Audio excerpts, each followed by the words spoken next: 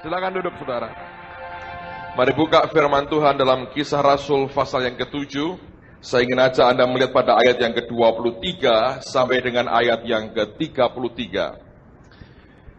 Pada waktu ia berumur 40 tahun, timbullah keinginan dalam hatinya untuk mengunjungi saudara-saudaranya, yaitu orang-orang Israel.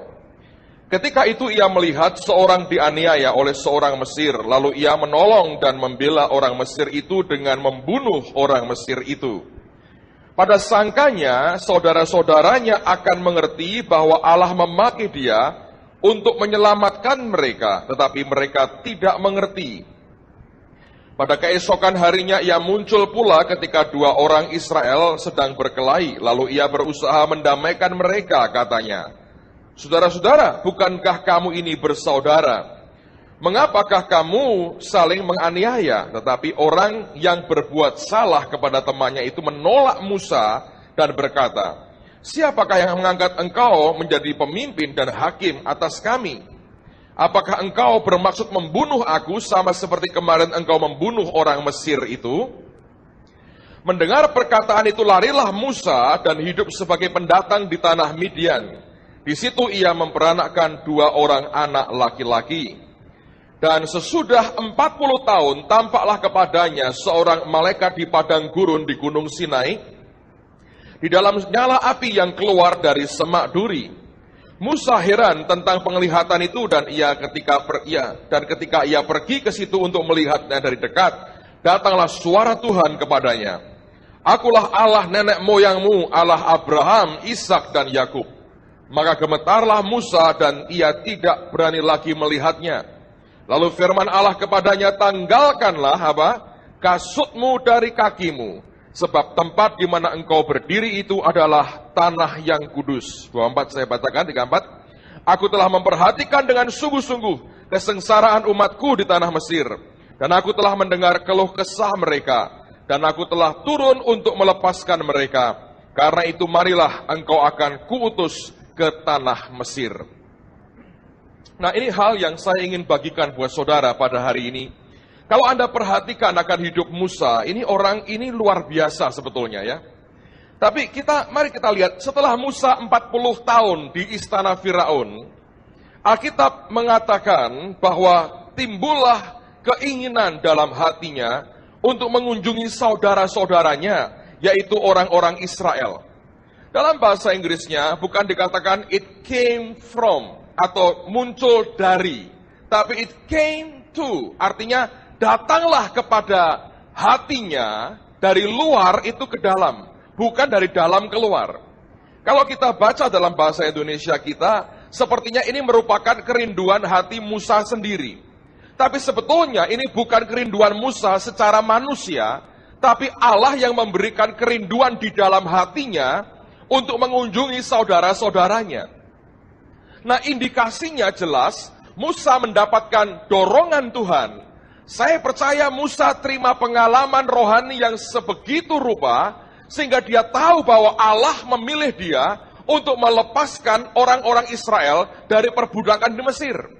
Karena kalau Anda baca, Alkitab mengatakan, waktu dia mencoba melerai orang Israel, Alkitab berkata, pada sangkanya saudara-saudaranya akan mengerti bahwa Allah telah memilih dia. Tapi mereka tidak mengerti. Artinya, Musa ngerti betul Allah yang sebetulnya memberikan beban dan perintah kepadanya untuk melepaskan orang Israel keluar dari tanah Mesir.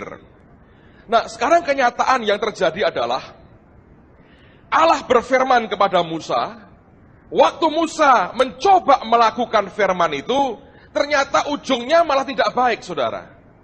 Alkitab mengatakan dia harus lari dari tanah Mesir, tinggal di Midian, bukan setahun 2 tahun, 40 tahun lamanya, seperti orang terbuang. Ditolak oleh bangsanya sendiri, dikejar-kejar oleh bangsa Mesir.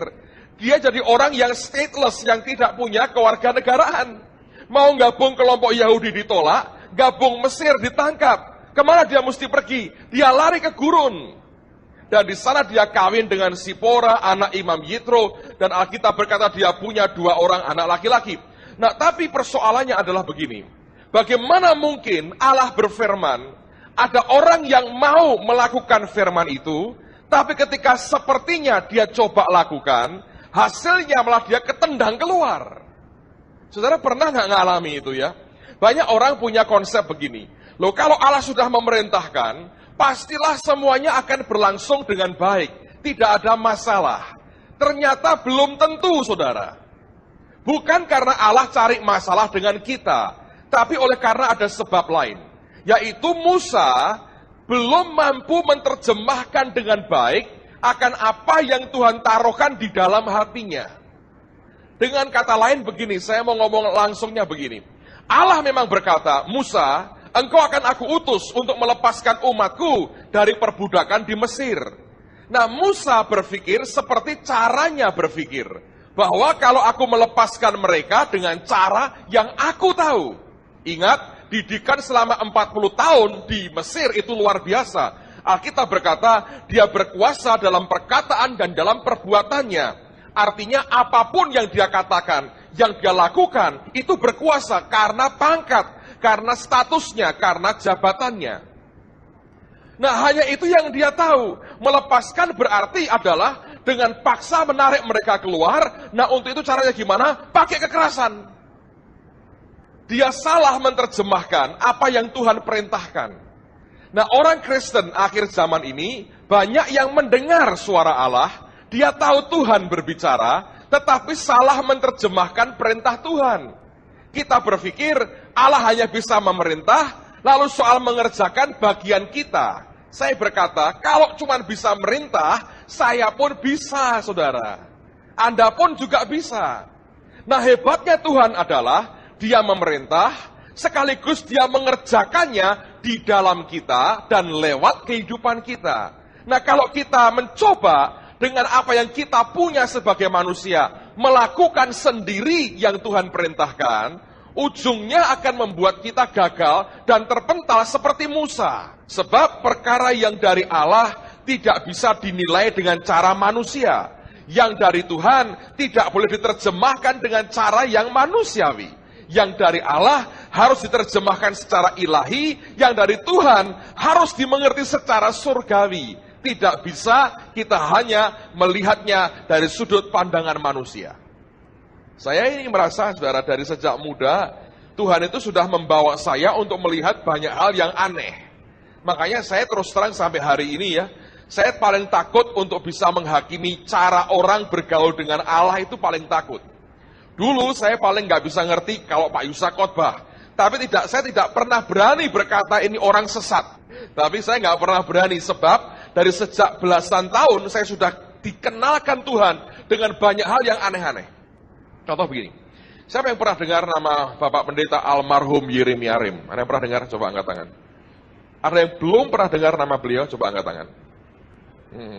Ya, Anda kehilangan berkat besar abad yang lalu.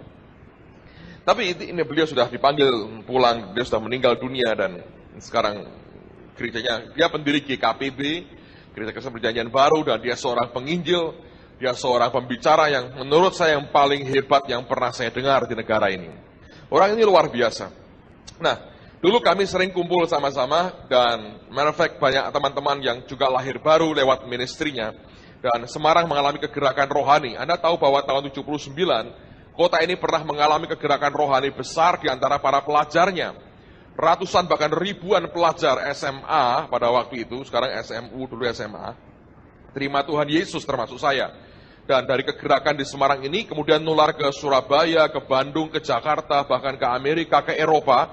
Sehingga di mana-mana sekarang kita tahu ada begitu banyak gereja Indonesia di seluruh dunia. Sebetulnya kalau ditelusuri cikal bakalnya itu tahun 79, itu ceritanya luar biasa, saudara. Dan kita bukannya jalan di atas air, itu bukan, tapi kita lihat kegerakan rohani, pelajar bertobat, terima Yesus, itu menghebohkan sekali. Nah, Pak Yeremia dipakai Tuhan satu di antara pembicara yang sering datang ke Semarang untuk melayani kami. Nah, dulu mereka ini kalau datang tidak pernah kami undang, datang sendiri. Karena memang dia punya kerinduan yang kami alami bisa diterima juga di Surabaya, dan Surabaya juga akhirnya mengalami kegerakan rohani yang sama. Dia telepon, dia bilang, kami mau datang, semua kumpul. Dulu kita sering pakai rumahnya Pak Sebaja, Betani sekarang ini ya. Kita kumpul-kumpul di situ, dia nyampaikan firman, kita dengerin, selesai pulang. Jadi saya berkata ini orang luar biasa. Jadi kita semua dulu itu Kalau persekutuan dan sebagainya paling senang dengerin Pak Damaris dan Pak Yeremia dan beberapa yang lain lagi. Tapi kita kumpulnya sama orang-orang begitu dan saya berkata ini hebat sekali. Nah kalau Anda ketemu sama orang-orang hebat, terutama Pak Yeremia itu kan orator sekali. Kalau dia ngomong bla bla bla bla bla bla, wih luar biasa. Itu orang seperti kayak kena apa ya? Pengaruh apa digoyang kemanapun. Anda kalau dengar dia ngomong luar biasa. Nah saya cukup dekat satu hari kami doa semalam suntuk dari sore sampai pagi. Kami doa.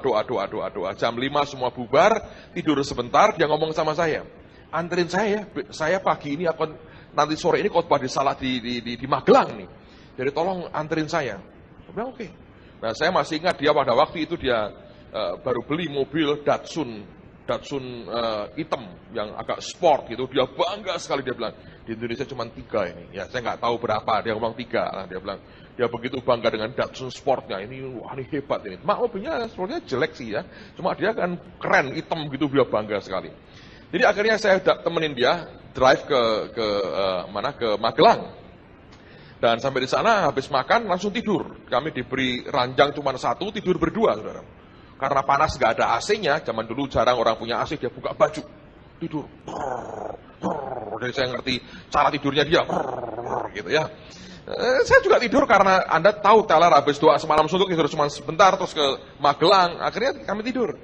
Nah kebaktian kira-kira kalau nggak salah ya 3:30 sore, 3:30 saya sudah bangun. Saya turun, saya mandi, ganti pakaian, sudah siap mau kebaktian. Ini pendeta masih tidur. Terus saya diemin ya, mau saya bangunin kasihan. Jam 4, ibu-ibu yang kebaktian itu sudah datang. Itu ibu-ibu sederhana sekali. Mereka datang mulai sembahyang. Jam 4:15 sudah mulai penuh orang. Dia masih. Saya bangunin. Ayer, bangun. Jam berapa ini? 4:15. Katanya. Langsung lompat. Ambil handuk. Masuk kamar mandi. Keluar. 4:30 kebaktian dimulai. Dia lagi pakai baju. Dia pakai dasi. Karena kami nginep di pastori yang di lotengnya gereja, ada jendelanya dari atas, kita bisa ngelihat ke bawah, saudara. Jadi pada waktu kita lihat ke bawah, ngerti semua kebaktian dimulai, dia pakai dasi. Saya pikir ini orang pasti akan berdoa, Tuhan tolong dia. Santai aja. Yang dicari concordance. Dia buka. Ini dia, coret. Pulpennya merah, saya masih ingat. Cari di Alkitab, ketemu, coret, ambil batas Alkitab, masukin, tutup, plus, tidak nyatet, tidak ngapa-ngapain, tutup, bilang, ayo turun, loh, kok turun? Saya nggak berani tanya, loh kok turun? Kenapa tidak berdoa begini? Nah dalam konsep kita kan mesti begitu kan, mesti doa, mesti begini, oh Tuhan, urapanmu turun, begini. Ini orang enggak tuh, tutup, loh, kita kemana? Ya kebaktian katanya, jadi turun. Anda mesti ingat saya masih belasan tahun itu ya. 20 tahun belum belasan tahun saya. Masih belum 18 saudara, masih belasan tahun. Siapa yang umur 17 waktu itu? Sekarang ini umur 17 saya ada. Nah, masih segitu loh saya saudara. Saudara bisa bayangkan saya waktu umur segitu. Saya nggak tahu apa yang istri saya lakukan pada saya. Dulu saya ini ramping saudara. Saya nggak tahu apa yang dia lakukan pada saya. Saya dulu ramping, serius. Dengan Pak Timotius hampir sama lah. Malah lebih keren sedikit ya menurut saya dulu. Tapi dulu saya ini ramping. Sekarang rampung. Dulu langsing, sekarang langsung. Wah, saya umur 17 tahun, kayak teman-teman inilah. 17 tahun. Saya ikut Pak Yeremia. Jadi kan saya baru lahir belum setahun. Saya punya pemikiran orang itu mesti kalau mau khotbah kan persiapan begini, begitu. Waduh rumit mempelajarinya, ini orang enggak tuh. Cari konkordansi. Alkitabnya belum dicoret berarti dia baru ingat belakangan toh ayat itu. Dicoret, duduk. Ya saya duduk di depan. Ada gembalanya, Pak Yeremia di tengah, saya di paling ujung. Nyanyi puji-pujian, senang sekali kan saudara. Lalu kemudian, tiba waktunya kita mendengar firman Tuhan, Pak Yeremia akan khotbah. Langsung dipanggil, dia mulai khotbah. Dia buka ayat. Dan saya masih ingat itu ayat berkata begini, kenyangkanlah kami di waktu pagi dengan kasih setiamu, supaya kami bersorak-sorai sepanjang hari-hari kami. Itu aja. Dia baca, bless. Terus dia mulai ngomong, bla bla bla bla bla. Saya dengeri, ini ayat kan untuk saat teduh. Wong itu sore-sore kok baca ayat itu, saya bilang. Dia bisa ngomong begitu rupa tentang sesuatu, dia ngomong belum. 1 jam lebih saya bengong. Loh kok bisa keluar kayak begitu tuh dari mana ini? Bingung aja. Bagus sekali. Dia altar call orang maju ke depan terima Tuhan. Saya bingung lihat ini kok bisa begini. Wong tidur kok. Nggak ada catatan. Kok bisa ya? Nah kalau Anda membaca situasi rohani dengan kacamata legalistik saudara, engkau berkata, minimal engkau punya pandangan dong. Orang khotbah mesti begini, mesti begini, mesti begini. Mungkin beberapa orang begitu saudara. Tapi hari itu saya dibuat tercengang. Loh kok ada orang kayak begini? Pak mungkin dia orator. Loh orator nggak orator saya nggak urusan saudara. Kalau Allah tidak bicara, tidak ada pertobatan. Tapi itu mengubah hidup banyak orang. Kita pernah KKR di Simpang 5, sekarang sudah nggak ada, sudah tutup di Wisma Simpang 5 itu. Dia bisa khotbah akhir zaman. Wih, luar biasa, saya masih ingat. Saudara tahu dunia selalu bertanya, apa-apanya dong? Dia berkata, Yesus. Tapi kita berkata, Yesus jawaban. Bayangin, itu khotbah fantastis sekali. Saya masih ingat khotbah-khotbahnya dia. Saya bilang, man, orang kan bisa kayak gini. Belakangan saya tahu, saudara. Cuma satu ayat begitu dari Konkordan. Tapi minimal pengalaman itu membuat terus terang saya ini bertanya, Tuhan, ini kan hambamu, kau mengurapi luar biasa. Ngomongnya bener enggak ngaco. Gimana itu tidur, keluar, khotbah, diurapi. Belakangan saya makin lama makin ngerti. Tuhan ngajari saya bahwa saya terus terang tidak ngomong bahwa Tuhan lakukan yang sama. Saya punya catatan, saya belajar, saya studi firman. Setiap orang berbeda. Saya nggak pernah mau coba jadi seperti dia. Cuman belakangan saya makin mengerti bahwa Allah tidak bisa dibatasi dengan cara berpikir kita. Ngerti ya? Seringkali pergumulan saya sore itu adalah saya punya batasan bahwa kalau orang menyampaikan firman mesti begini dengan Tuhan, ABC-nya digenapi. Ini banyak hal yang rumit. Dia membuktikan hari itu dia bisa mengalir dengan Tuhan. Belakangan saya makin mengerti, akhirnya Tuhan bisa ngomong kepada kita dimanapun kita berada. Saya punya pengalaman, kami punya ruang doa, seringkali kalau saya masuk ke sana, Tuhan tidak ngomong apa-apa. Ketika saya nongkrong di WC, Tuhan baru bicara. Ketika saya di pesawat terbang, Allah bicara, di mobil Tuhan bicara. Dan dia ngomong di tempat dimanapun dia mau, dia bicara, saudara. Dan saya mengalami berkali-kali ketika saya naik mimbar, ketika kita penyembahan hampir menyampaikan firman Allah, dia berkata, kamu tidak boleh khotbah itu, kamu mesti sampaikan ini. Dan ternyata itu bisa mengalir begitu luar biasa. Saya berkata, kalau bukan Tuhan, nggak mungkin. Nangkap saudara? Nah, dari waktu ke waktu akhirnya saya belajar, berapa banyak orang Kristen yang karena salah menginterpretasikan apa yang Tuhan taruhkan dalam hidupnya, dia akhirnya mengalami penundaan dari apa yang Allah sudah janjikan dalam kehidupannya. Nah, lihat apa yang terjadi. Musa terbentak keluar. Menurut saya dia bingung, saudara. Siapapun yang mengalami seperti ini bingung.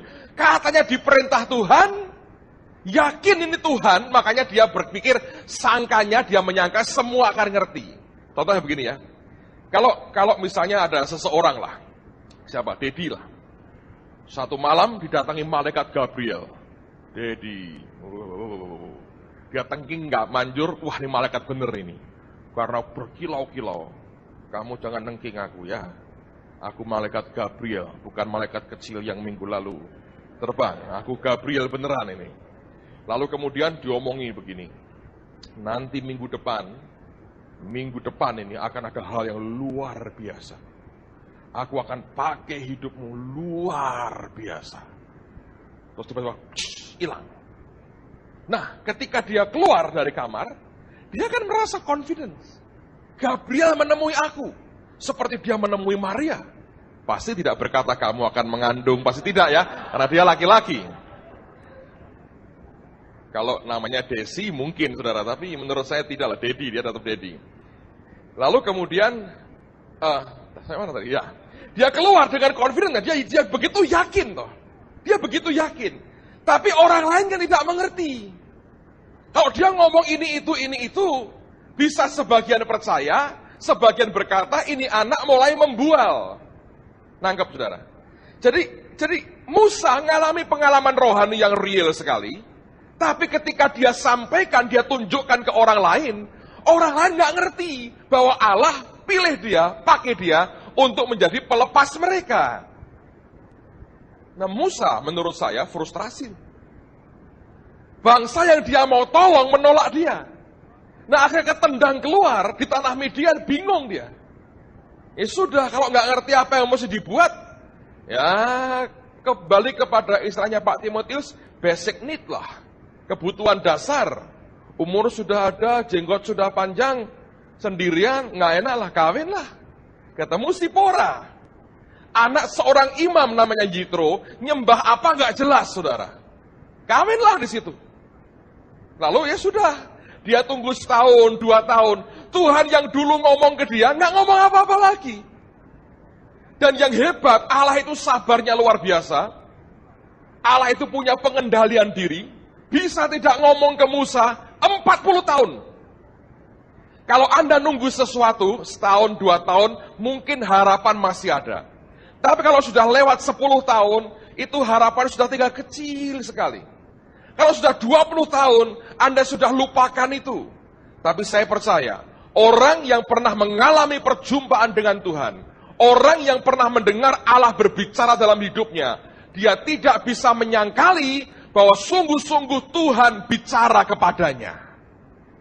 Dan saya yakin ada kebingungan dalam hatinya. Yang dulu ngomong dengan saya itu siapa? Ngomong sekali saya coba lakukan, kok hasilnya begini? Bukan melepas orang keluar dari Mesir, malah aku sekarang ikut mertua.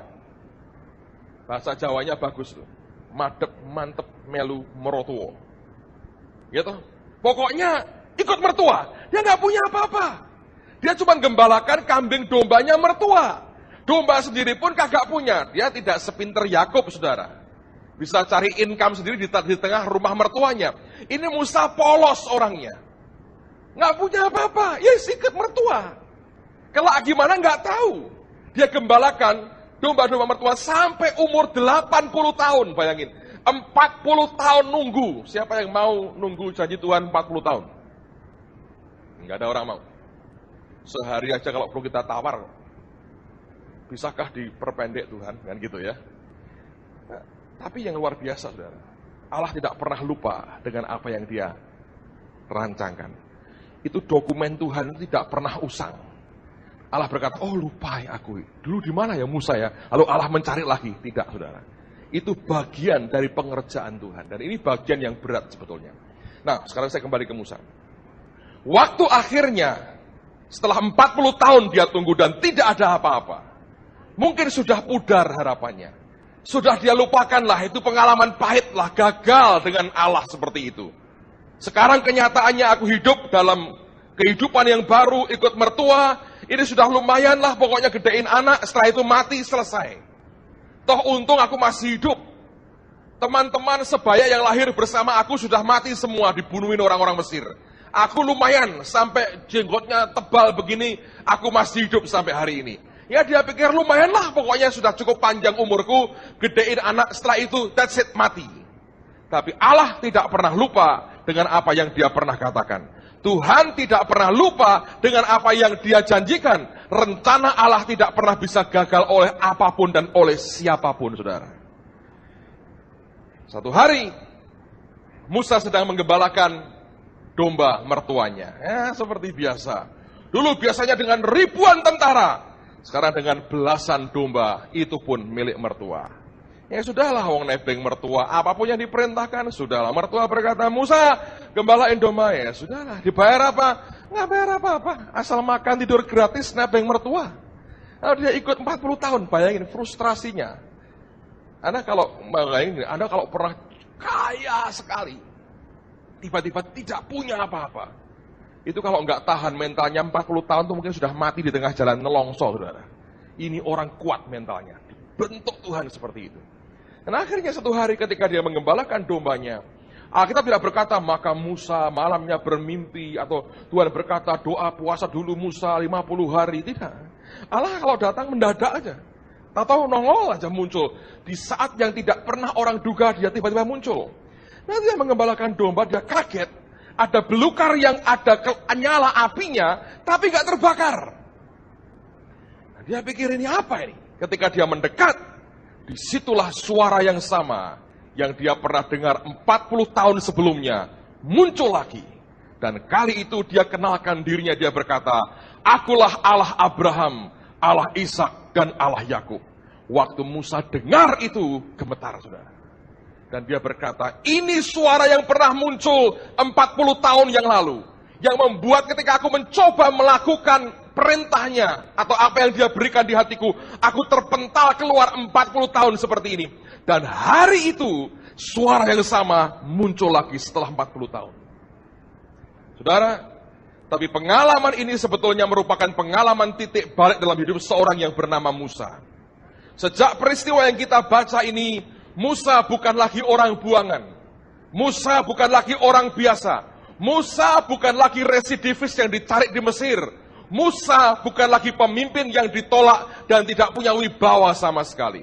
Sejak pengalaman perjumpaan dengan Tuhan seperti ini, Musa adalah orang yang luar biasa dalam sejarah umat manusia. Musa sampai hari ini namanya dihormati begitu banyak orang.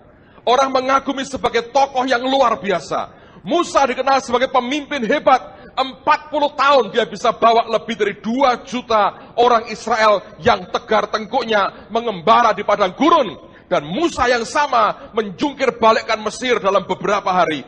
Musa yang tadinya tidak dianggap oleh siapapun, tiba-tiba muncul sebagai bintang baru yang begitu luar biasa. Sejak pengalaman kedua dia bertemu dengan Tuhannya. Nah, perhatikan saudara.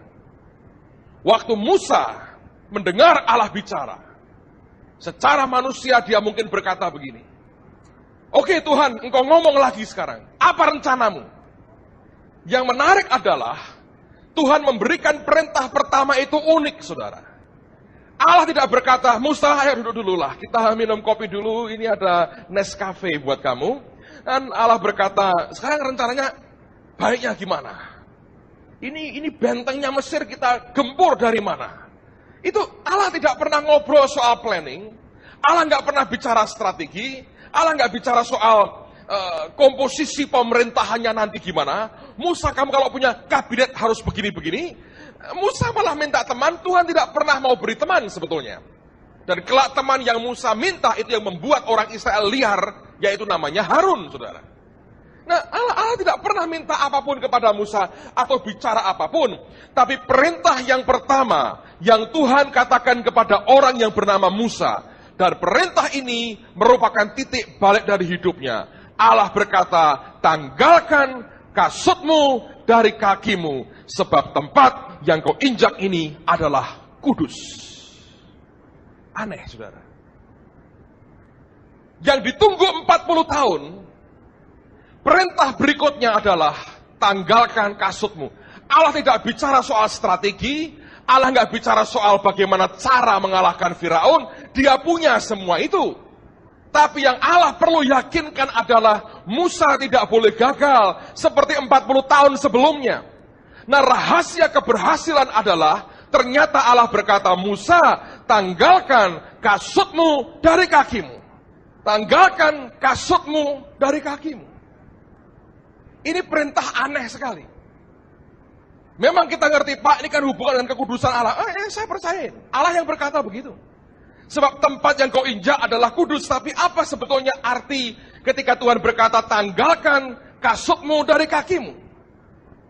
Yesaya pasal yang ke-20. Anda yang pernah dengar khotbah dari Harold Gingrich, Anda pernah diajak membaca ayat ini. Dan saya sangat-sangat diberkati. Saya ingin mengulang membacanya buat saudara.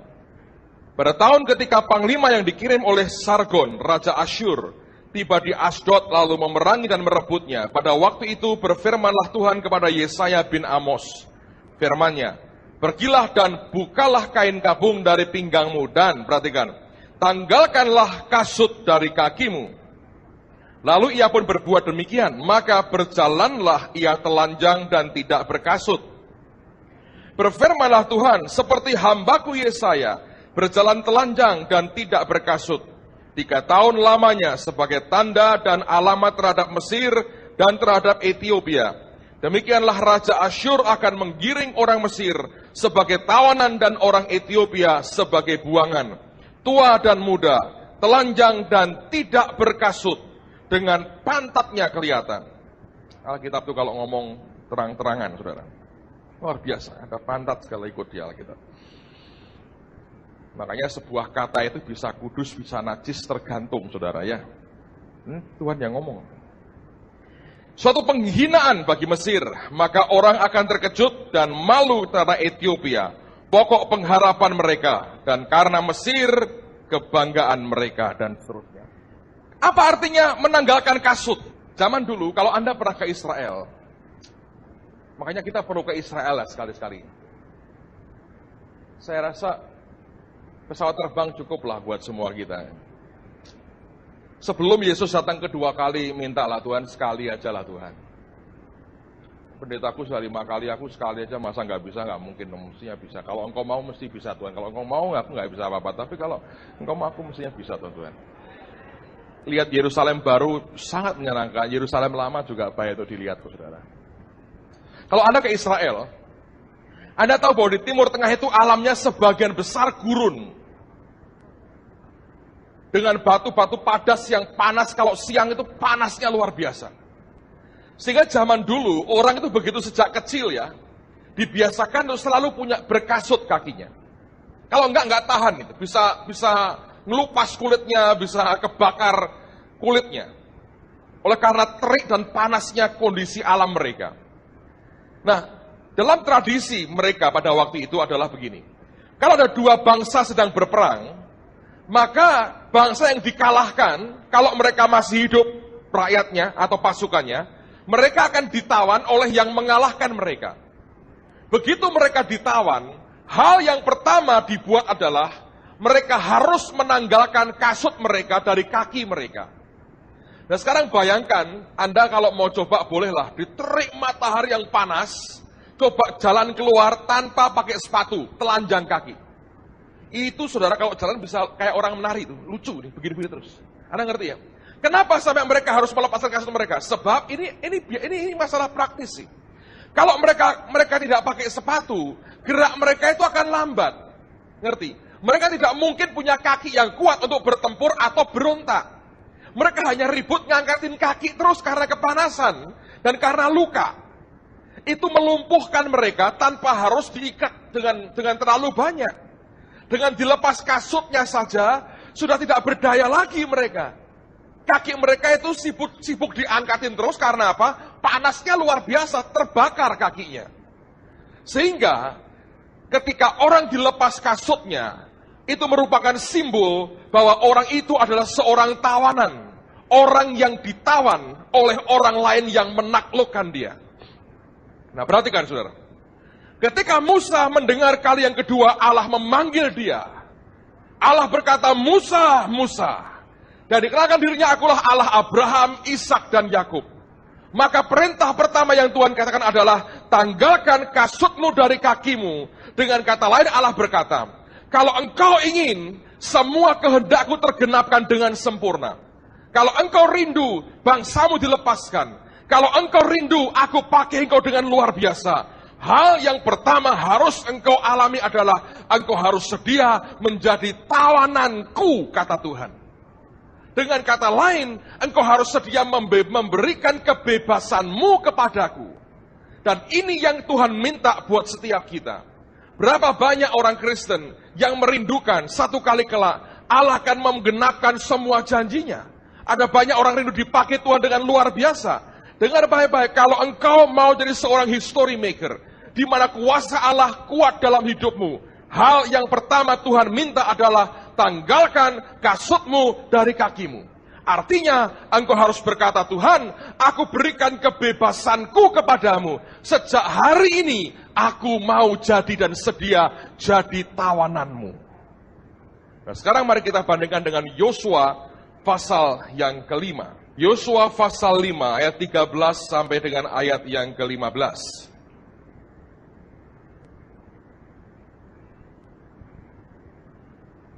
Ketika Yosua dekat Yeriko, ia melayangkan pandangnya.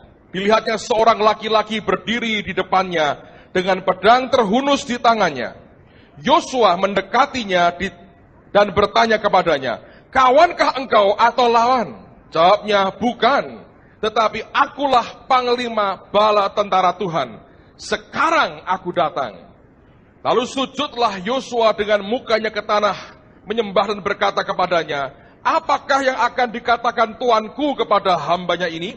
Dan panglima bala tentara Tuhan itu berkata kepada Yosua, tanggalkanlah apa? Kasutmu dari kakimu, sebab tempat engkau berdiri itu kudus. Dan Yosua berbuat demikian. Ini hal yang sama. Allah berjanji kepada Yosua, aku akan membuat namamu terkenal. Dan banyak orang kepingin terkenal. Allah berkata, Yosua, aku akan membesarkan namamu. Sebagaimana mereka tunduk kepada Musa, mereka juga akan patuh kepadamu. Buat Yosua itu janji yang luar biasa, tapi saya yakin dalam benaknya, nggak mungkin aku bisa menyamai tuanku Musa. Satu hari, dia berhadapan dengan Yeriko, dan itu merupakan kota penentuan. Kalau itu dia bisa hancurkan, dia akan langsung tergenapkan janji Allah.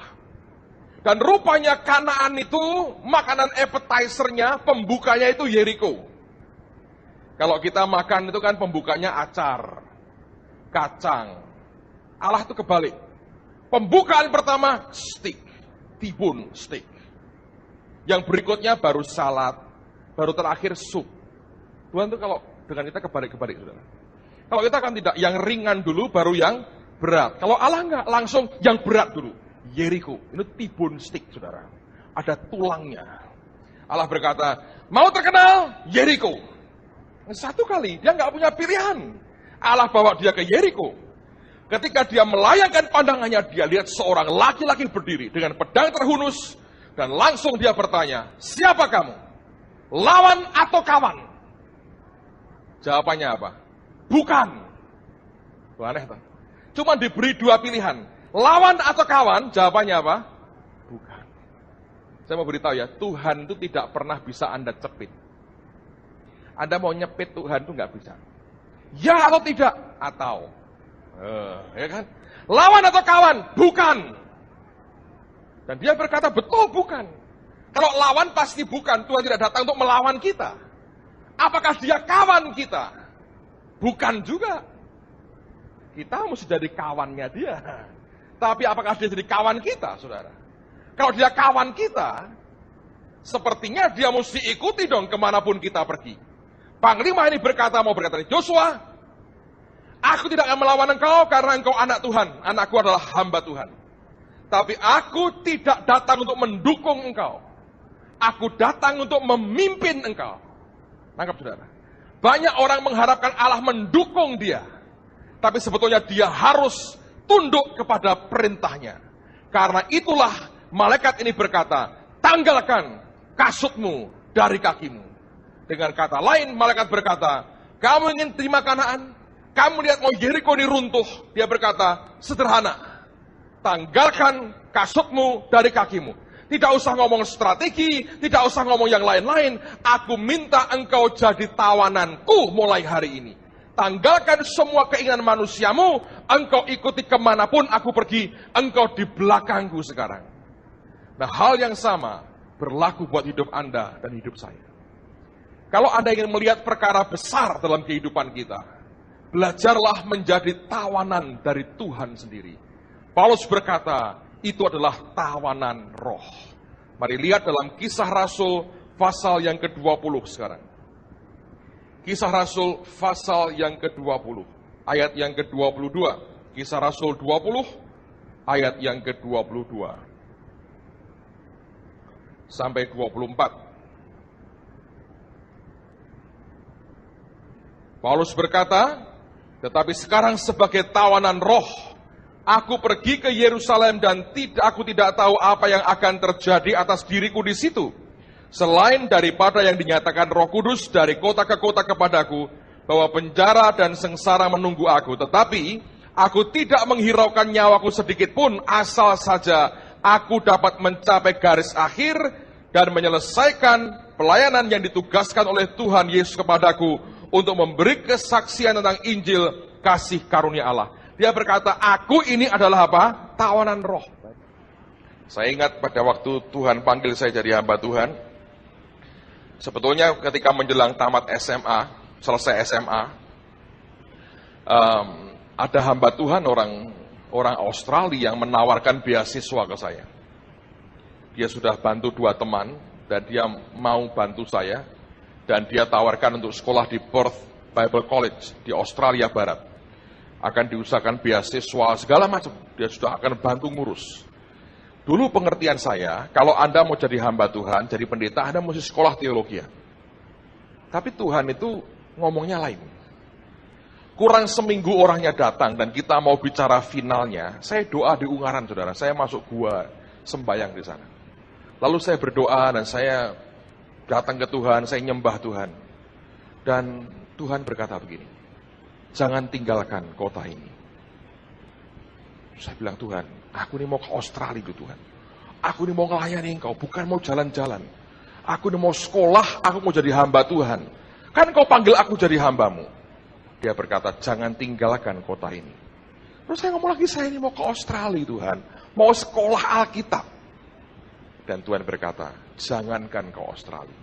Kalau kamu taat, aku bawa kamu ke seluruh dunia.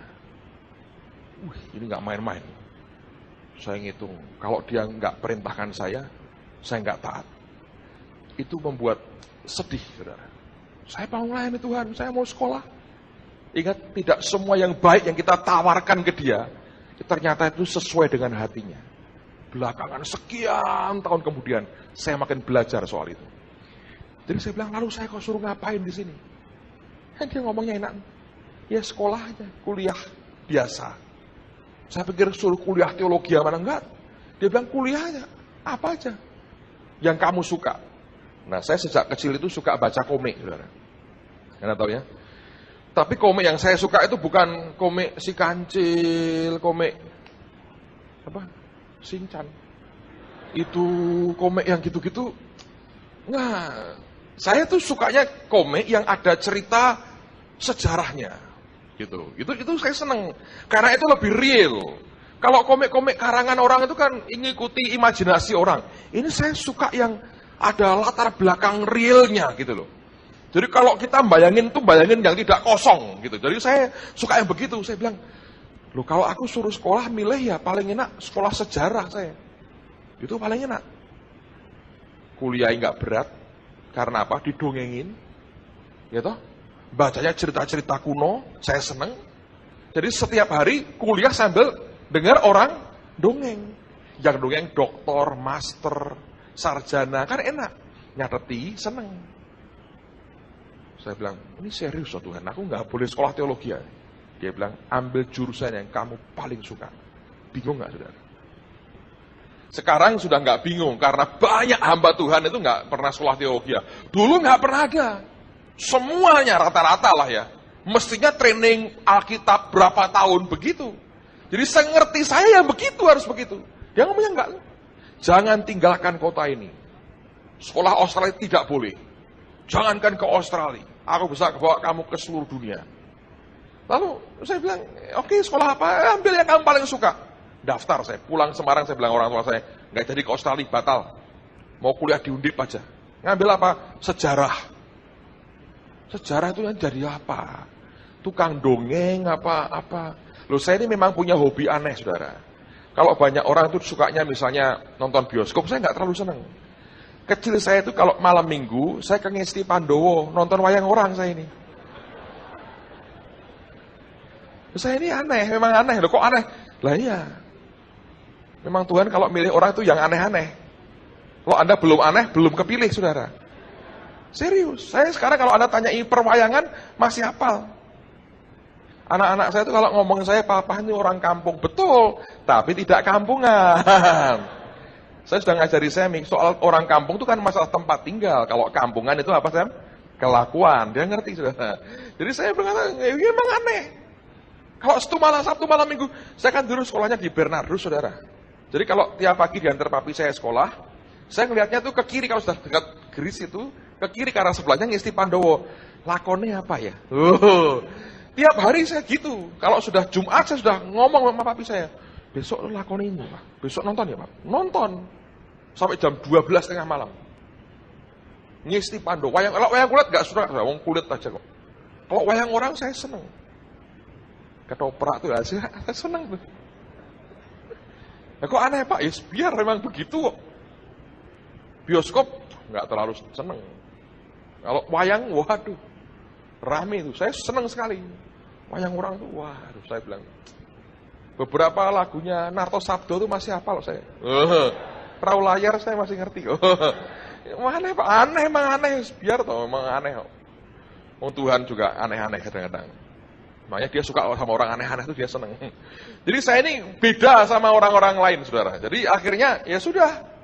Saya daftar aja, saya ke Undip. Daftar di Undip. Saya daftar di Undip, diterima langsung. Ya mungkin karena yang daftar gak banyak. Gitu. Siapa mau ambil sejarah? Dulu rata-rata itu ekonomi semua. Sejarah saya ambil sejarah. Duduk tuh bagus. Diterima akhirnya. Wah lumayan tuh. Diterima di Undip. Tidak daftar kemana-mana. Nyabang. Masa sejarah daftar ditolak. Kebangetan. Terima akhirnya. Masuk sejarah. Seneng saya. Seneng. Wah didongeng betul seperti yang saya bayangkan. Bahkan ngerti lebih banyak. Saya kalau dengerin anak saya belajar sejarah ya, SD, SMP, SMA, saya ketawa-ketawa. Nah, kalau Anda kuliah seperti saya, Anda baru ngerti sedalam-dalamnya kayak apa. Nah, akhirnya senang saya belajar kuliah. 2 tahun pertama, dari tahun pertama sampai tahun keempat, belum sempat nomor 2, saudara. Loh, telat mikir sampai. Belum sempat nomor 2, artinya selalu nomor 1. Berkat Tuhan, yang kedua seneng. Wah enak, gitu kuliah. Saya kalau ujian hampir nggak pernah belajar kok.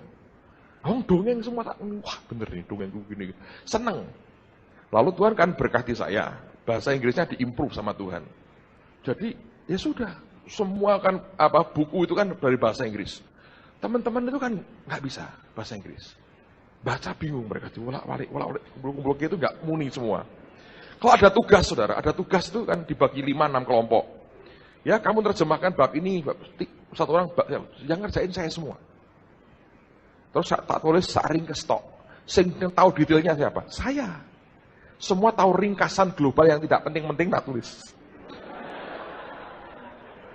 Waktu ujian, hancur semua. Yang paling bagus saya. Aku paling ngerti yuk. Yang penting tidak ada. Saya masukkan di otak saya. Nah, salahin, suruh saya buatin. Tak penting yang gampang-gampang. Ini kok laporan tidak bermutu, cuma punya kamu yang bermutu. Saya senyum-senyum, saya buat saya semua, saudara. Jadi luar biasa. Sampai itu dosen-dosen kumpul. Dosen-dosen itu kalau sama saya dekat. Kalau manggil saya itu seperti kakak adik, saudara. Jadi kadang-kadang itu ya, kalau misalnya pelajaran apa gitu, tanya bahasa Inggris, ini anaknya diajari apa? Mau tak ajari guru nih, harusnya begini bu, diajari begini-begini. Nah.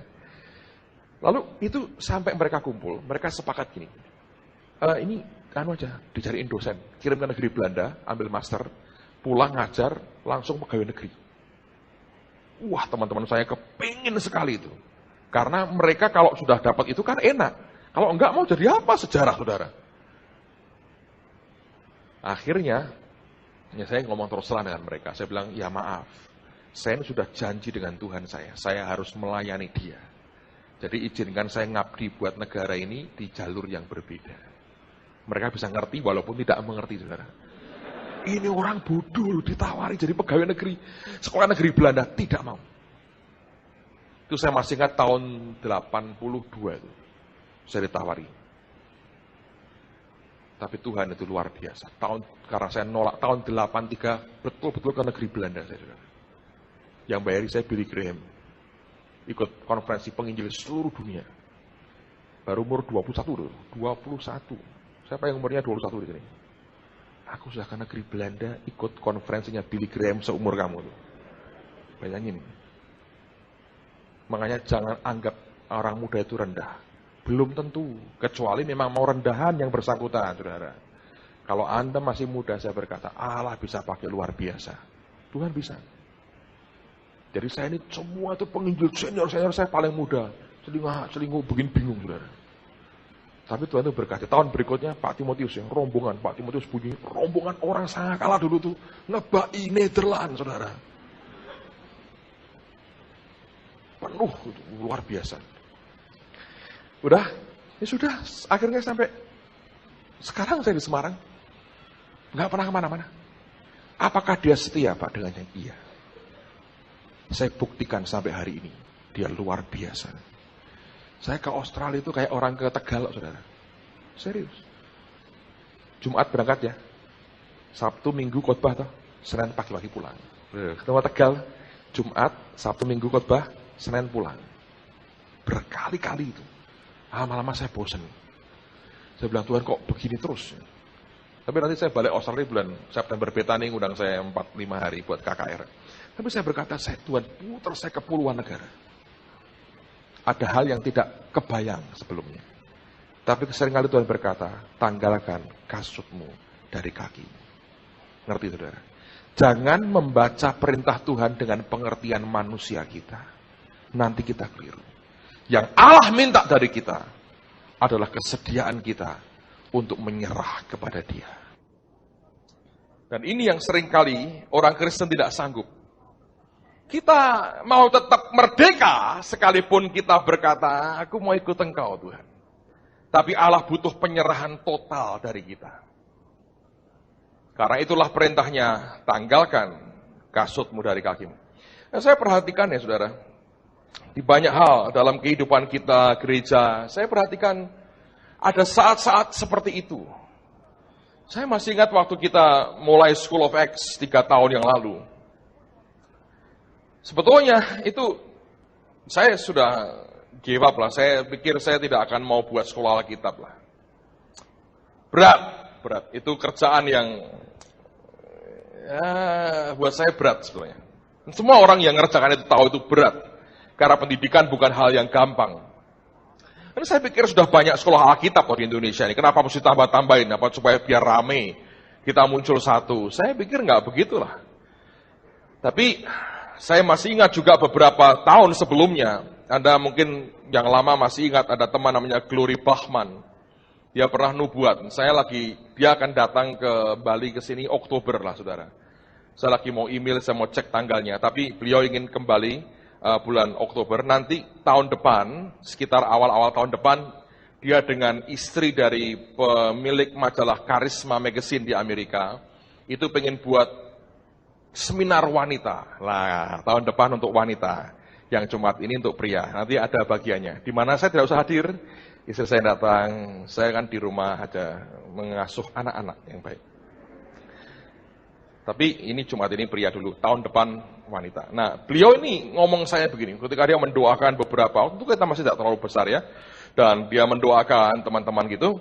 Dia ngomong ke saya, Petrus kamu harus punya sekolah Alkitab sendiri. Dalam hati saya bilang, tidak, dalam nama Tuhan Yesus, tidak. Saya berkata gitu. Saya nggak kepingin. Saya tahu itu berat. Saya bilang, buat apalah. Dulu pernah coba ya, rontok. Dulu kita punya SCTS. Harusnya itu katanya sekolah tinggi teologi Sangakala. Nggak taunya sekolah tahu-tahu selesai. Ya itu banyak lah. Di belakangnya ada banyak hal. Tapi jadinya sekolah tahu-tahu selesai. Terus apa lagi namanya? Sekolah tinggi sekali. Saya begitu tinggi sampai hilang, saudara. Dulu itu nama kita yang punya SCTS. Jadi karena itu akhirnya itu, makanya saya belajar begini, saudara. Dengerin ya. Bukan pembenaran, tapi pengakuan aja. Bahwa sebetulnya seringkali begini. Kalau Allah ngomong sesuatu, selalu yang muncul reaksi pertama kita itu biasanya dagingnya dulu. Itu yang ampas-ampas tuh kok keluar duluan, terus yang murni itu baru belakangan. Biasanya loh, tidak selalu. Contoh nih, sebelum Ishak lahir, yang lahir duluan siapa? Ismail. Kan daging nih, ini roh. Ya. Sebelum Daud muncul, ya, yang dipilih Allah, yang Allah senang sekali. Pendahulunya siapa? Saul. Ya, modelnya kayak begitu, Anda semua ngerti. Sebelum Yakub, kakaknya siapa? Yang muncul duluan? Esau. Sebelum Habel, Kain duluan. Siapa lagi? Sebelum perjanjian baru, perjanjian lama. Sebelum Adam kedua, yaitu Yesus. Adam pertama, yang makan buah terlarang. Ngerti, saudara? Jadi kalau Anda anak kedua itu jangan punya sindrom anak kedua. Banyak anak kedua sakit hati, kecewa. Anda tenang aja, Anda sudah agak murni sebetulnya.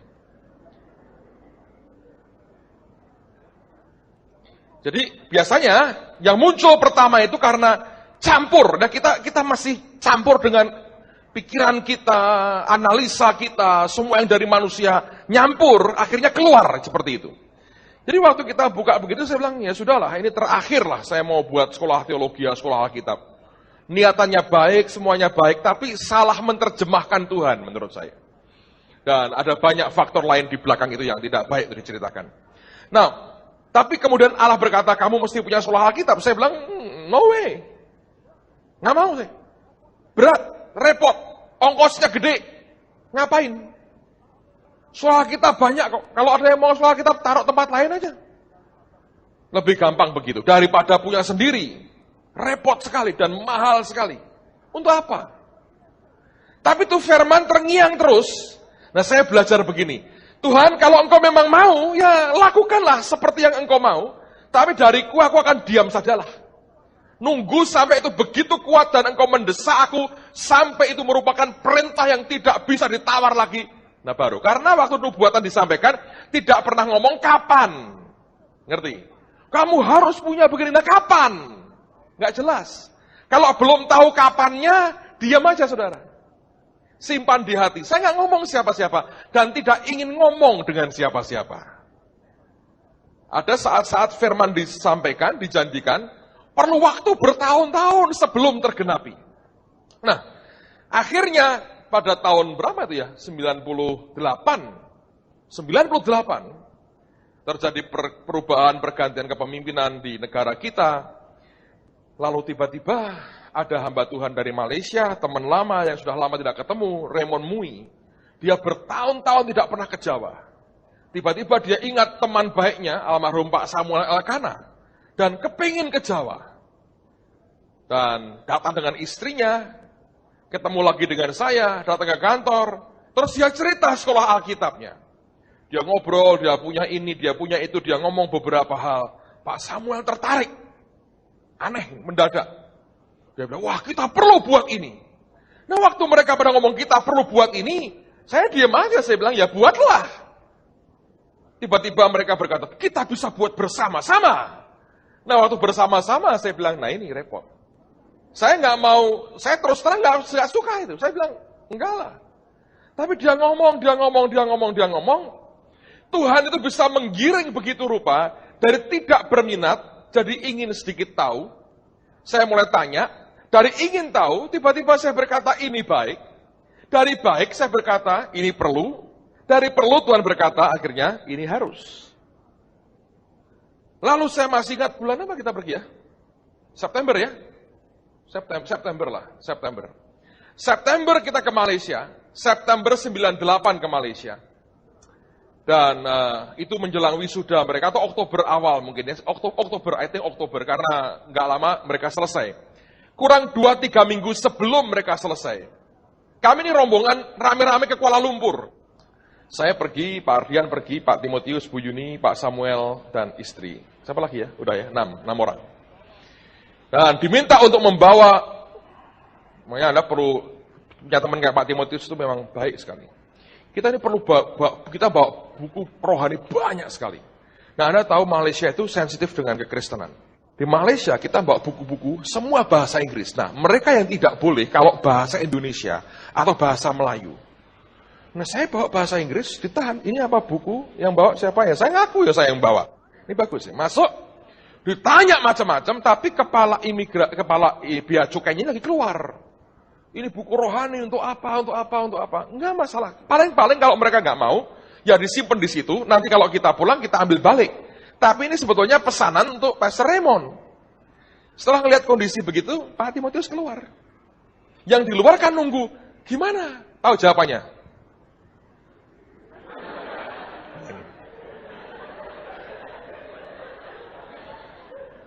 Teman gini nih ya, membuat umur kita panjang, saudara. Malah nggak mati-mati. Dia keluar, gimana? Semakan, gimana? Nggak ada, lama di dalam. Dia bilang, Anda tahu di Malaysia kalau Anda bawa heroin, bawa drug, malah digantung sih hukumannya. Dia ngerti betul lah di mana-mana gambarnya itu tali gantungan, jadi keluar dia gini aja.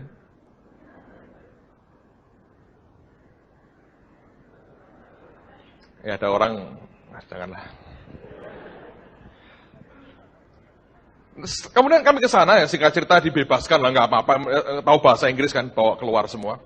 Lalu kemudian kita bicara, kamu sekolah tuh gimana? Nggak ada ide sama sekali. Jadi saya bawa notes saya carati, saya tanya, ini itu segala macam. Dihitung semua, ngobrol, diskusinya pindah-pindah. Dari kantornya Raymond, kita pindah ke warung, kita pindah ke makan di mana, kita malam jam 11 itu makan lagi. Pastor Raymond itu, waduh ngalahin saya 3 kali lebih hebat dari saya. Cuman berkat Tuhan dia nggak pernah gemuk, jadi makannya kuat. Bakmi Jawa, kalau di sini bakmi Jawa, nasi ayam. Kalau dengan Pak Ardian, es cungli, terus 3. Sebelum 3 itu makan dia belum ke Semarang rasanya. Pokoknya tiap malam kalau bisa 3 itu, wah itu baru pas itu untuk perutnya dia. Saya makan sekali dah, gitu dia 3 kali, ini cukup, luar biasa. Ini makan terus di situ sampai ngobrol. Jadi saya nyanetin gini. Terus tiba pada pertanyaan, ini mau dimulai kapan? Anda tahu kan Pak, kalau Anda kenal Pak Samuel Elkana kan tahu. Ya langsung tahun depan toh. Loh, tahun depan itu kapan? Ya, Raymond mulainya kapan? April. Ya kita April atau tahun depan. Anda bisa bayangin ya, gedungnya nggak punya. Itu yang kita pakai sekarang itu masih rata dengan tanah, gambarnya aja belum ada. Duit nggak punya, gedung nggak ada, gurunya ngajar siapa, apa ada orang mau sekolah itu pun masalah, saudara. Itu kan begitu banyak sekolah yang mau daftar siapa? Januari, Februari, Maret, April, 6 bulan persis. Dari nol, kita mesti ngontak pembicaranya, buat brosurnya, bangun gedungnya, persiapan semua, nggak ngerti stafnya siapa, ngajarnya kayak apa. 6 bulan. Waktu saya bingung ngeliatin, April, kok kayak orang buka warung tempe goreng 6 bulan. Tuhan ngomong sama saya, iya memang betul, tahun depan, April. Wah ini kok modelnya Tuhan kayak Pak Samuel gini modelnya. Bukan Pak Samuel kayak Tuhan ternyata. Jadi, yaudah kita pulang, tiba-tiba keyakinan itu begitu kuat. Bisa! Lalu Pak Samuel berkata, aku minta ini yang ngajar itu ini. Aku tidak mau ada hamba Tuhan modelnya, saya itirukan ya ngomongnya.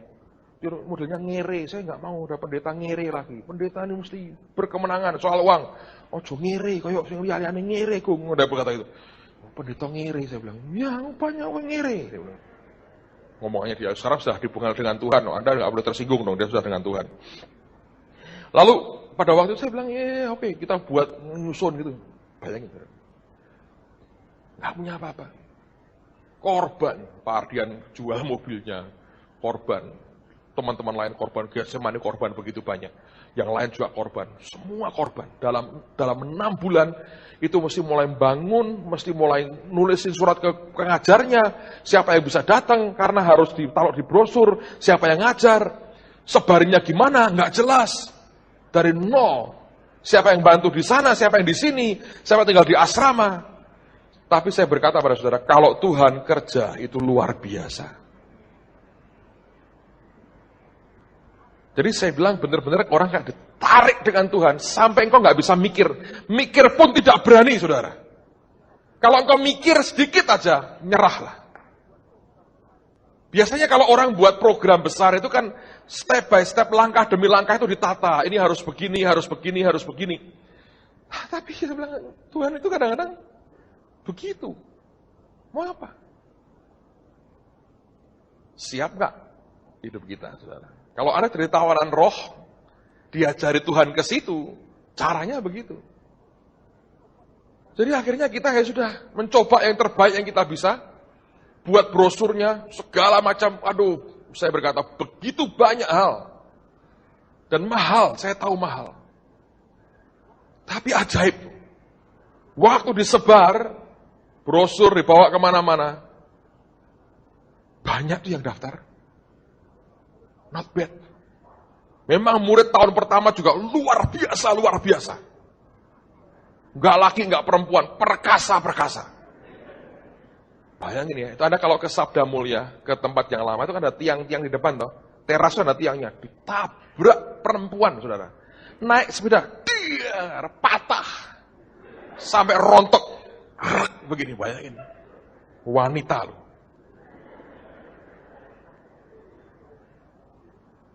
Belum soal makanan, waduh, minta ampun.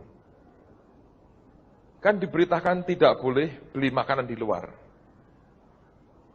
Dulu nggak dimakan, oh nggak enak, diemin, nggak dimakan. Saya bilang ini kurang ajar. Kok mereka bisa makan dari mana? Di belakang Getsemani itu ada orang buka warung, beli di situ. Ketahuan diancam, beli, keluarkan. Setelah lulus ngaku dosa semua. Pak, kami pakai handphone pesen di warung, terus dilempar gini. Bayangin. Saya bilang ini sekolah kayak gua adulam. Saya bilang, pengen lulus ya, nanti jadi hamba Tuhan, pengen ngerasa no dewi. Lah ini mulai dojo, Pak, kami ngerasa no. Lah modelmu kayak gitu dulu kok. Nabur nuai sekarang kamu. Punya jemaat modelnya nyolong-nyolong kayak kamu semua tuh. Nah persis kayak pendeta nih, saya berkata. Bayangin itu tahun pertama itu luar biasa. Saudara. Semua jadi keluhan. Wah, luar biasa. Tahun ketiga ini ya, janganlah nanti kalau sudah mereka selesai tak omongin. Tapi setiap tahun saya bilang itu aneh-aneh, unik-unik, saudara. Saya bilang, makannya ada, waduh, tapi tahun pertama itu, Anda kalau lihat, ada yang puasa diam, ya Ibu Ruth ya, puasa diam. Diajak ngomong Ibu Ruth,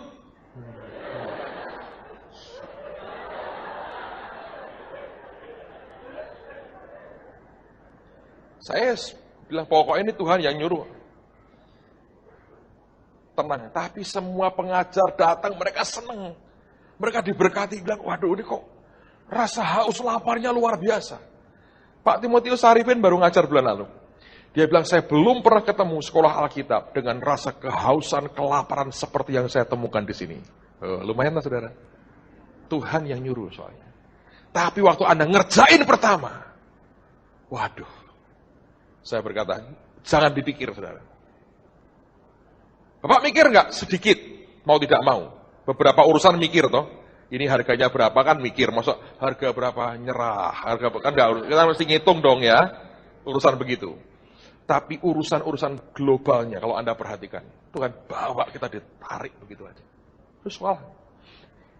Makanya saya bilang itu sekolah aneh. Nah waktu pelaksanaan, mulai bangun gambar. Sudah hampir jadi, atapnya hampir jadi. Nah waktu itu, tahun berapa ya? 99. No, 98 akhir, 99 awal. Kami ke Cirebon. Aprilnya ini sekolah mau dibuka. Itu bangunan gedung yang baru itu masih belum ada atapnya. Ke Cirebon ada acara bareng-bareng. Satu malam, ini yang terjadi. Saya nggak ngerti, saudara. Pak Samuel Elkana itu ngomong sama Pak Yusak Cipto. Kok aku serak kuat.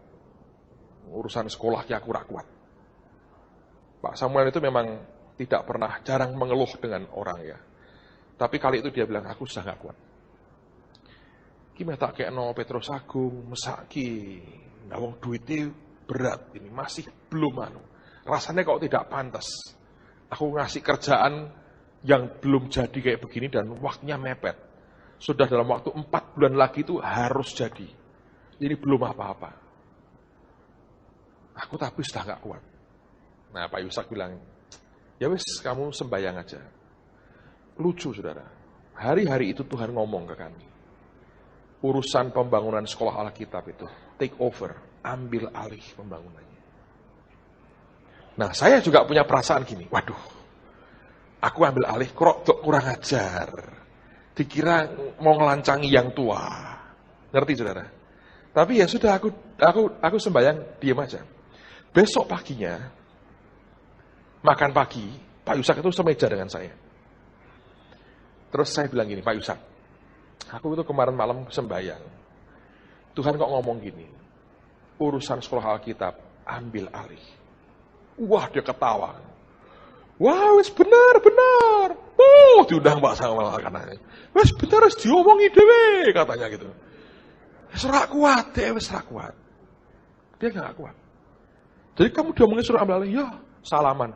Ya wis ya tak pasrahno kowe.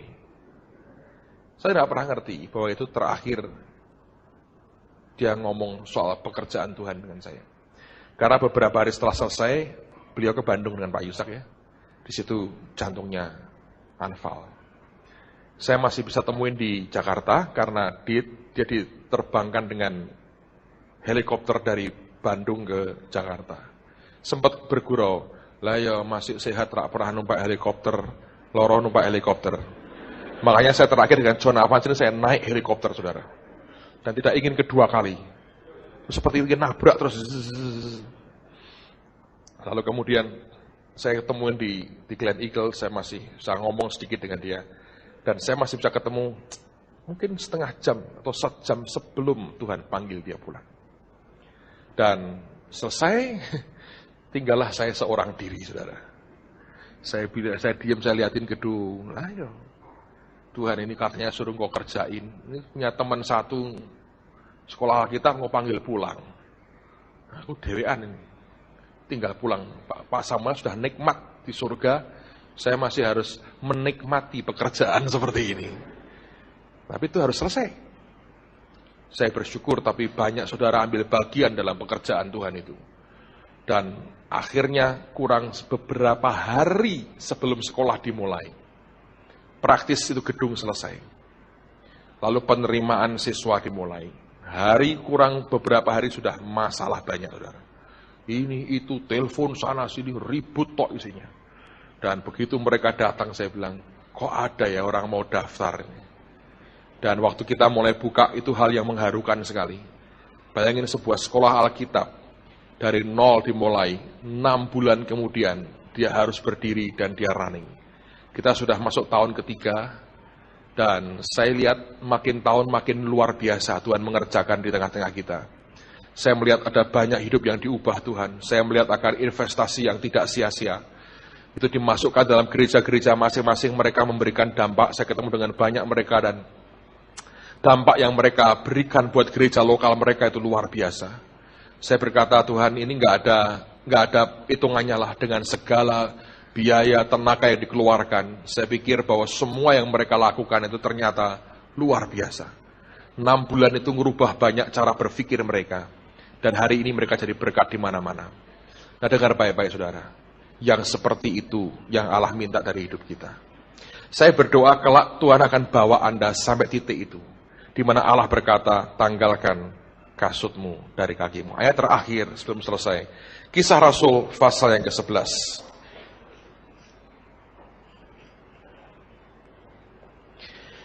Ayat yang ke-26.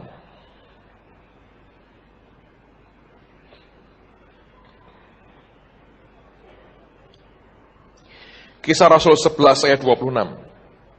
Mari kita baca sama-sama. 2, 3. Mereka tinggal bersama-sama dengan jemaat itu berapa? 1 tahun lamanya sambil mengajar banyak orang. Di Antiokhia lah murid-murid itu untuk pertama kalinya disebut Kristen. Nah, saya mau jelaskan arti Kristen.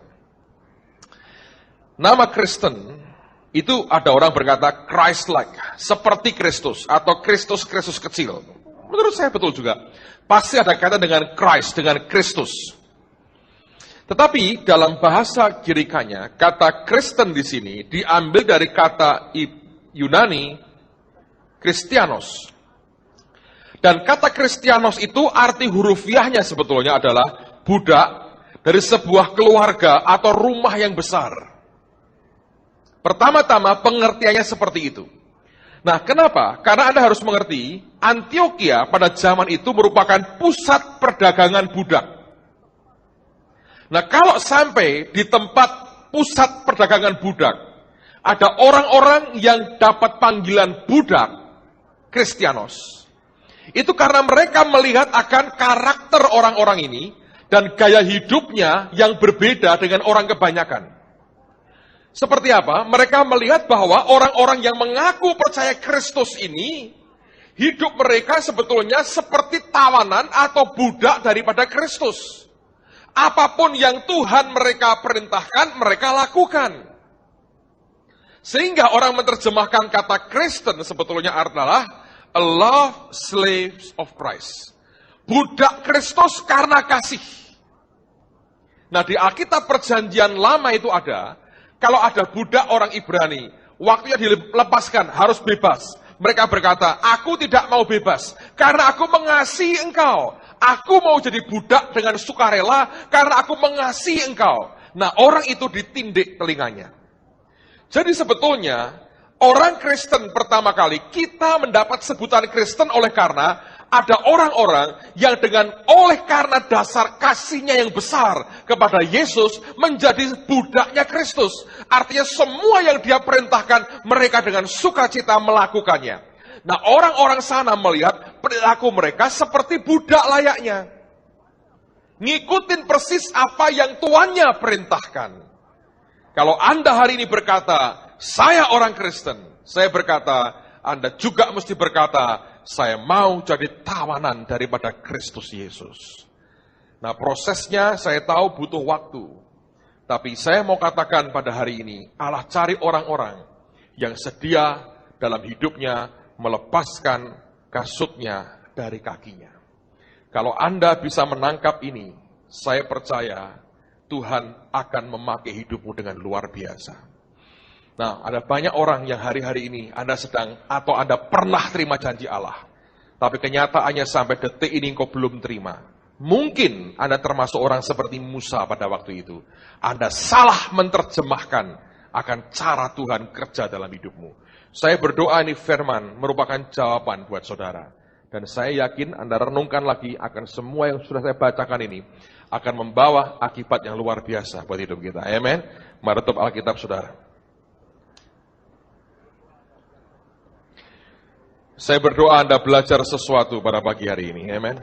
Mari kita berdiri, saudara.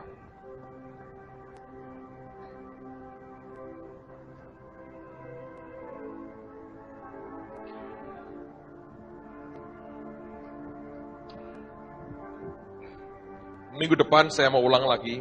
Dr. Ed Cole hari Jumat dengan kita. Lalu ada hari Sabtu sore, dua-duanya, dan hanya Minggu pagi. Minggu sore beliau harus terbang ke Singapura, I believe. Dan saya akan sampaikan firman pada kebaktian Minggu sore.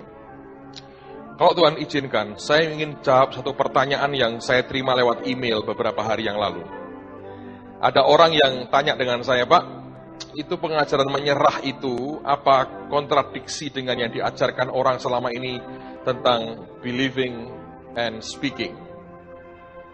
Saya berkata Anda mesti melihat beberapa aspek. Nah, kalau Tuhan izinkan nanti minggu sore, minggu depan, saya mau sedikit ajak Anda belajar deeper tentang itu. Tapi yang Ed Cole Anda tidak boleh lewatkan, karena saya tahu beliau sudah lanjut umurnya. Secara usia sebetulnya, secara manusia lebih baik tinggal di rumah menikmati hari tua. Kalau masih dikirim buat kita, saya yakin ada maksud Tuhan buat semua kita. Nah, saya mau ajari Anda sesuatu begini ya. Kalau Anda ketemu hamba-hamba Tuhan yang sudah senior begini, mereka kan sudah menjelang sampai ke garis akhir. Saudara perlu belajar apa? Bergaul itu Anda bisa nyerap. Dia seringkali Allah pakai itu, kenapa orang-orang yang sudah lanjut dipakai, tetap Allah mau dia muter? Sebab terakhir yang bisa dia buat adalah mengimpartasikan apa yang dia punya. Dia sadar atau tidak, itu dia mengimpartasikan. Kita melihat ya pada akhir zaman ini, kehidupan sudah makin porak-poranda, pernikahan kacau balau. Saya kalau dengar, saya lihat itu, duh Tuhan, kalau bukan kasih karuniamu, repot. Tapi beliau ini bisa bertahan, pernikahannya itu jarang, itu langgeng, bagus sekali. Sampai saat istrinya meninggal tahun lalu. Kalau Anda bisa baca puisi yang dia tulis untuk istrinya, aduh luar biasa. Memberkati hati kita luar biasa. Nah orang seperti ini saya yakin Tuhan masih suruh puter. Hanya untuk apa? Orang itu mesti nikmati impartasi dari dia. Ngerti saudara? Nah kita ngerti hari-hari ini Pak Yusak sudah tidak keliling kemana-mana ya.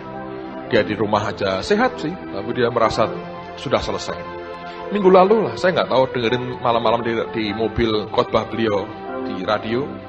Dan tiba-tiba ada dorongan kuat di hati saya. Dan berkata, ajak dia berdoa. Jadi kalau tidak ada perubahan lusa, kami ini para pemimpin gereja akan ke Bandung hanya sehari aja. Mau kumpul aja, duduk sama-sama, sembahyang sama-sama. Itu aja. Dan tidak minta apa-apa, hanya mau duduk sembahyang bareng dan kita nyembah Tuhan bareng. Dan ngobrol, bicara banyak, fellowship aja. Tapi apa yang penting untuk itu sebetulnya? Itu impartasi, apa yang orang punya. Kalau saya boleh katakan dorong pada saudara ya, siapa yang ingin melihat keluargamu hari ini atau keluargamu di waktu mendatang merupakan keluarga yang solid dan berbahagia, angkat tanganmu tinggi-tinggi. Nah, saya mendorong saudara selama beliau hadir ya, terutama kalau yang wanita juga, Sabtu Anda datang, Minggu pagi Anda datang. Anda terima aja lah impartasinya. Kelihatannya, Pak kan nggak ditumpangi tangan. Loh, itu bukan soal tumpangi tangan loh. Ingat Saul ya, dia berpapasan dengan rombongan Nabi aja kepenuhan seperti Nabi. Perjumpaan secara fisik begini itu penting. Dia punya video banyak, dia punya kaset banyak. Tapi perjumpaan fisik begini itu kuat sekali pengaruhnya. Saya mendorong saudara, karena ini beliau orang senior sekali. One day ya, saya punya keyakinan kalau dia selesai dengan tugasnya, akan banyak orang kelak akan tulis buku dan ketika bicara soal kekristenan di Amerika dan di dunia, nama beliau akan dimasukkan. Sebab ini orang perintis yang luar biasa dan yang saya paling suka keluarganya itu solid. Hubungan suami istrinya itu luar biasa.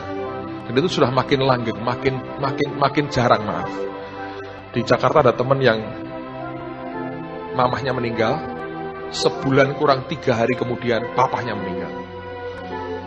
Waduh itu sudah lanjut umurnya sudah 70 lebih ya.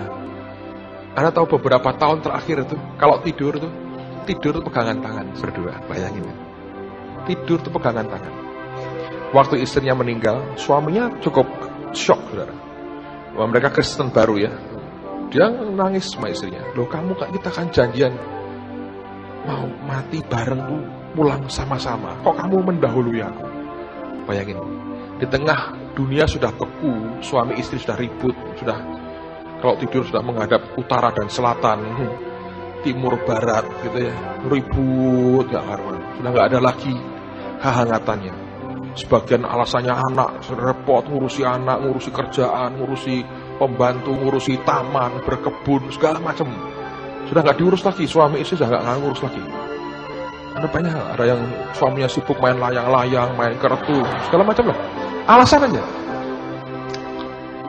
Sibuk nonton video, seri, Toyong tuh 300 seri ditonton terus. Tapi nggak terbang-terbang, nggak Toyong tuh juga ya 300 seri dihabisin. Nonton apalagi Mulan berapa itu, ada yang tertawa, ada yang nonton Mulan nonton sampai kayak gitu, berjilid-jilid ditonton, dipelototin, ditipu orang Hongkong ini, dipelototin gitu. Nggak urusan keluarga lagi. Ini penting buat kita. Saya berdoa Anda datang dengan hati yang berkata, Tuhan aku maulah yang dia punya secara spiritual itu aku juga nikmati. Caranya apa ya? Duduk dengar aja, lihat ya apa yang terjadi. Dengan cara begitu saja saudara, itu impartasi Tuhan itu luar biasa. Saya mendorong saudara karena beliau sudah senior sekali. Ini kesempatan dan itu pun nggak sampai Minggu sore ya. Jadi saya mendorong semaksimal Anda bisa. Anda hadir supaya saya ingin melihat di tengah-tengah kita ada keluarga-keluarga yang solid dan luar biasa. Kalau menikah itu sampai nanti tua banget. Kalau perlu tuh jalan gandengan, entah gayanya gini, enggak apa-apa lah, enggak masalah. Atau beginian, atau apapun lah gayamu boleh. Tapi hati itu nyatu gitu loh saudara. Itu enggak bisa jadi omong, harus gini, enggak bisa. Itu harus diomongin firman, tapi juga Anda bisa disiram dengan impartasi dari Tuhan. Amen saudara. Jadi kalau Anda laki-laki, datanglah Jumat. Supaya jadi laki-laki yang dewasa. Kalau Anda disenangi laki-laki, perempuan yang belum kawin, berdatangan. Kalau Jumat tidak datang, tidak usah datang ke rumahku lagi. Karena aku tidak mau punya suami memble. Kalau kamu mau bagus kayak Ed Cole, sampai tua, aku nanti mati, kamu nulis puisi buat aku, dan tidak segera kawin lagi seperti yang lain, kamu datang hari Jumat. Anda periksa, minta tanda tangannya Ed Cole, kalau sudah ada, baru saya mau kamu datang ke rumah saya.